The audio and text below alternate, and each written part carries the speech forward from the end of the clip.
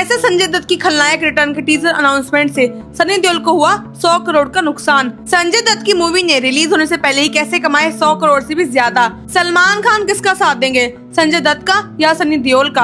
आखिर कैसे खलनायक रिटर्न ने रिलीज होने से पहले ही बना दिए हैं सबसे बड़े रिकॉर्ड, और इन रिकॉर्ड ने बनाई है सबसे बड़ी कंट्रोवर्सी। क्या आप जानते हैं कि एक टीजर रिलीज होने से पहले एक मूवी ने 100 करोड़ रुपए की कमाई कर ली है? क्या आप जानते हैं कि सिर्फ एक अनाउंसमेंट से सोशल मीडिया पर ऐसा धमाका किया है जो पिछले कई सालों में किसी बॉलीवुड सीक्वल ने नहीं किया है? क्या एक खलनायक की वापसी से सनी देओल का करोड़ों का नुकसान हो सकता है? और सबसे बड़ा सवाल, सलमान खान किसके साथ खड़े होंगे, संजय दत्त के साथ या सनी देओल के साथ? क्योंकि तीनों एक दूसरे के पुराने यार हैं और इन सबके बीच एक आदमी है जो 60 साल की उम्र में भी हीरो बनने का दम रखता है, जिसने जेल भी काटी है, बीमारी भी झेली है, कंट्रोवर्सीज भी सही है, लेकिन हर बार गिरकर उठा है। उसका नाम है संजय दत्त। 24 अप्रैल 2026 को जब खलनायक रिटर्न्स का टीजर लॉन्च हुआ तो पूरे बॉलीवुड इंडस्ट्री हिल गई, और आज इस वीडियो में हम आपको वो सब बताएंगे जो सोशल मीडिया पर घूम रहा है। टीजर के रिकॉर्ड्स, सनी देओल के संभावित नुकसान की बात और उस महान इंसान की कहानी जिसने जिंदगी के हर तूफान में अपना चेहरा ऊपर रखा है। पहले बात करते हैं उस फिल्म की जिसने इस सारे शोर की नींव रखी थी, खलनायक 1993। 6 अगस्त 1993 सुभाष घई की ये फिल्म जब थिएटर में उतरी तो दर्शक ठिठक गए। फिल्म की कहानी थी एक ऐसे आदमी की जो जमाने की नजर में विलन था, लेकिन जिसकी अपनी एक अलग दुनिया थी। संजय दत्त ने बल्लू बलराम का किरदार इस तरह किया कि आज 37 साल बाद भी लोग उस नाम को नहीं भूले। माधुरी दीक्षित का ग्लैमर था, जैकी श्रॉफ की मजबूती थी, लेकिन फिल्म को 4 चांद संजय दत्त ने लगाए। और उस फिल्म के गाने नायक नहीं खलनायक हूं मैं और चोली के पीछे क्या है, ये सिर्फ गाने नहीं थे, ये बॉलीवुड का एक इतिहास था।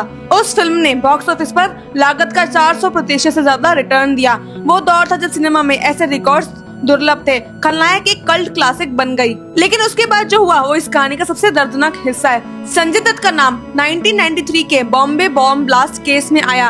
उन पर आरोप था कि उनके पास इलीगल हथियार थे। ये आरोप सच निकला और जो इंसान बॉलीवुड की हर पार्टी का सबसे चमकदार चेहरा था, वो अचानक अदालती कमरों, जमानत की कागजी लड़ाइयों और जेल की सलाखों का हिस्सा बन गया। सालों तक केस चला, करियर पर असर पड़ा, अच्छे वक्त में साथ देने वाले बहुत से लोग किनारा कर गए, लेकिन संजय दत्त टूटे नहीं, वो काम करते रहे। मुन्ना भाई MBBS आई और दुनिया ने देखा कि ये इंसान अभिनय में क्या क्या कर सकता है। लगे रहे मुन्ना भाई आई, वास्तव था, मिशन कश्मीर था, अग्निपथ था, जिसमें उनका कंचा चिन्ह आज भी रोंगटे खड़े कर देता है। लेकिन असली कसौटी आई 2013 में जब सुप्रीम कोर्ट ने उन्हें दोषी ठहराया और उन्हें 3.5 साल की सजा हुई। वो येरवाडा जेल गए, सितारों की दुनिया छोड़कर एक कैदी की जिंदगी जीने गए। इस दौर में एक बात हुई जो शायद बहुत कम लोग जानते हैं, और ये बात सीधे खलनायक रिटर्न से जुड़ती है। जेल में संजय दत्त ने देखा कि वहाँ के लोग उन्हें पहचानते हैं और सबसे ज्यादा जो गाना गुनगुनाते थे वो था नायक नहीं खलनायक हूं मैं। संजय दत्त ने खुद कहा कि जेल में करीब 4000 लोगों के रिएक्शंस ने उनके मन में यह बीज बोया कि खलनायक का सीक्वल बनना चाहिए। ये एक सीक्वल की शुरुआत जेल की दीवारों से हुई। ये बात ही इतनी एक्स्ट्रा ऑर्डिनरी है। जेल से निकले और फिर एक और मुसीबत, 2020 में कैंसर की खबर आई। संजय दत्त ने खुद अनाउंस किया, पूरा देश चिंतित हो गया, लेकिन वो लड़े, ट्रीटमेंट हुआ और वो वापस आए। जब KGF चैप्टर 2 में अधीरा के रूप में आए तो एक पल को पूरा थिएटर चुप हो गया। एनिमल में एक छोटे से रोल में भी उनकी प्रेजेंस ने ऑडियंस को हिला दिया। धुरंधर और धुरंधर 2 में उनका काम देखकर लोगों ने कहा ये इंसान अजर है, अमर है। और अब खलनायक रिटर्न्स। 24 अप्रैल 2026 को मुंबई में एक बड़े इवेंट में संजय दत्त ने अनाउंसमेंट की। साथ ही उनकी पत्नी मान्यता दत्त, साथ ही जियो स्टूडियोज की ज्योति देशपांडे, साथ ही एस्पेक्ट एंटरटेनमेंट की एग्जीक्यूटिव चेयरपर्सन अक्षा कंबोज। यह फिल्म बन रही है संजय दत्त के अपने banner 3 dimension motion pictures, aspect entertainment और जियो स्टूडियोज के जॉइंट वेंचर में।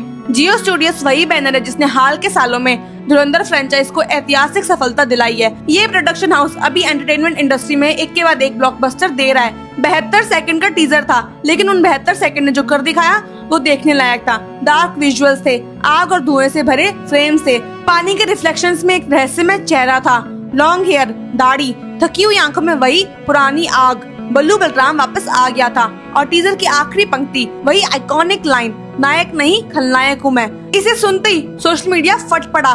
कमेंट्स में लोग लिख रहे थे गूज bumps, legend is back, 90s nostalgia hit different. Subhash Ghai भी इस प्रोजेक्ट से जुड़े हुए हैं जिन्होंने ओरिजिनल फिल्म बनाई थी। ये एक फैमिली रियूनियन था। संजय दत्त ने टीजर शेयर करते हुए लिखा, कुछ कहानी खत्म नहीं होती, वो दोबारा शुरू होती है। खलनायक रिटर्न्स। पोस्टर में कैप्शन था, हर कहानी का एक वक्त होता है और उसका वक्त आ गया है। अब बात करते हैं उन रिकॉर्ड्स की। पहला रिकॉर्ड, यह फिल्म संजय दत्त के करियर में पहली बार है जब वो अपने सबसे आइकॉनिक कैरेक्टर को सीक्वल के रूप में वापस ला रहे हैं। KGF एनिमल, धुरंधर, इस सब में वो थे लेकिन लीड नहीं थे।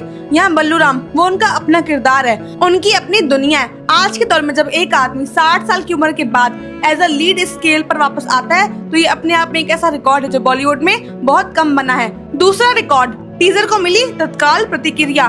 बॉलीवुड में किसी सीक्वल के टीजर का ऐसा रिस्पांस याद नहीं जब सिर्फ अनाउंसमेंट और फर्स्ट लुक से ही सोशल मीडिया पर इतना बज़ बना हो। Trending, viral clips, nostalgic post, ये एक तरह का प्री रिलीज फिनोमेनन था।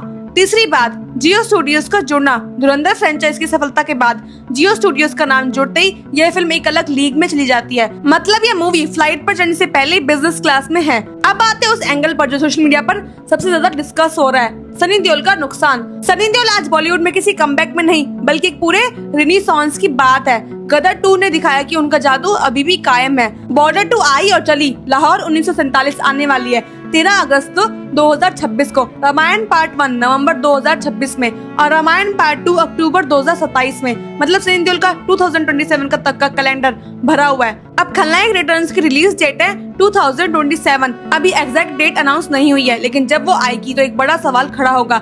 अगर सनी देओल की किसी बड़ी फिल्म के आसपास खलनायक रिटर्न्स की डेट पड़ गई तो ऑडियंस को चुनाव करना होगा और ये चुनाव इंडस्ट्री के लिए हमेशा संवेदनशील होता है। आज के दौर में हिंदुस्तान का आम दर्शक हर 2-3 हफ्ते में थिएटर नहीं जाना चाहता, वो चुनता है। और जब एक तरफ खलनायक रिटर्न्स जैसा नॉस्टैल्जिया बॉम्ब हो और दूसरी तरफ कोई सनी देओल की फिल्म हो तो ये क्लैश दोनों के बॉक्स ऑफिस को प्रभावित कर सकता है। लेकिन ये सिर्फ एक पॉसिबिलिटी है। अभी खलनायक रिटर्न्स की एग्जैक्ट डेट नहीं आई है। अभी ये नहीं पता कि सनी देओल की किस फिल्म के साथ में क्लैश होगा या नहीं होगा। और इंडस्ट्री में 2 बड़ी फिल्म्स के एक साथ आती है तो जरूरी नहीं कि किसी एक का नुकसान हो, कभी कभी दोनों भी चलती हैं। लेकिन सोशल मीडिया पर ये एंगल खूब गर्म है तो बात करना जरूरी था।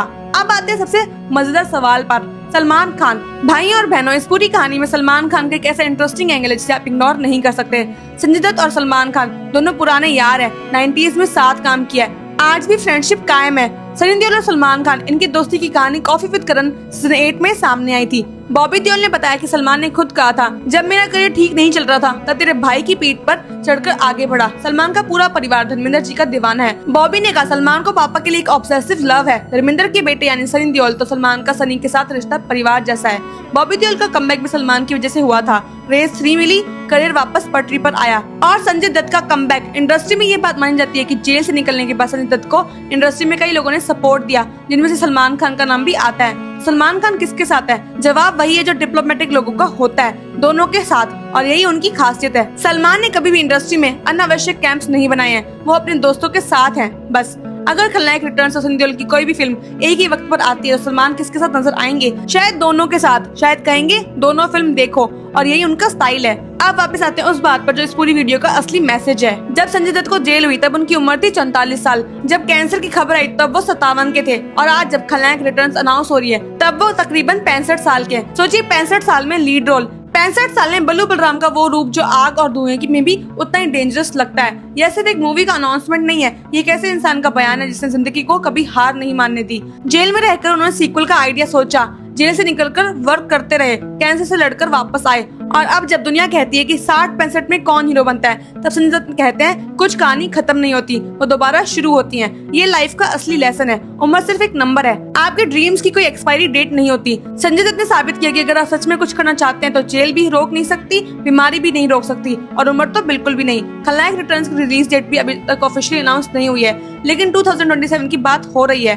कास्ट की भी पूरी जानकारी नहीं आई है, बजट भी ऑफिशियली नहीं बताया गया है। सुभाष घाई इसमें किस हद तक इन्वॉल्व है यह भी अभी तक स्पष्ट न होना बाकी है, लेकिन जो टीजर आया है वो बता रहा है कि फिल्म सिर्फ देखने की नहीं है, महसूस करने के लिए बनेगी। और हाँ, जहाँ तक सनी देओल के नुकसान की बात है, यह अभी एक थ्योरी है, एक पॉसिबिलिटी है, कोई क्लैश कंफर्म्ड नहीं है। दोनों महान कलाकार हैं, दोनों डिजर्विंग है, और अगर डेट्स अलग अलग आई जो इंडस्ट्री में एक ऐसे बड़े क्लैशेस को अवॉइड करने के लिए होता है तो दोनों फिल्म्स अपनी अपनी जगह सफल होंगी। लेकिन फिलहाल बल्लू बलराम वापस आ रहा है और ये खबर अकेले ही इस साल के लिए सबसे बड़ी बॉलीवुड अनाउंसमेंट में से एक है। अगर ये वीडियो को पसंद आई तो चैनल को भी सब्सक्राइब करना मत भूलिएगा और बेल आइकन दबाएं। कमेंट में बताइए कि आपको लगता है खलनायक रिटर्न्स ओरिजिनल खलनायक जितनी बड़ी बन पाएगी। डिस्क्लेमर, इस वीडियो में खलनायक रिटर्न्स के टीजर रिकॉर्ड्स और सनी देओल के संभावित नुकसान का एंगल सोशल मीडिया डिस्कशन पर बेस्ड है। फिल्म की ऑफिशियल रिलीज डेट, कास्ट और बजट अभी अनाउंस नहीं हुए हैं। कंफर्म्ड अपडेट्स आने पर हम इसके लिए अलग वीडियो बनाएंगे। Thank you for watching.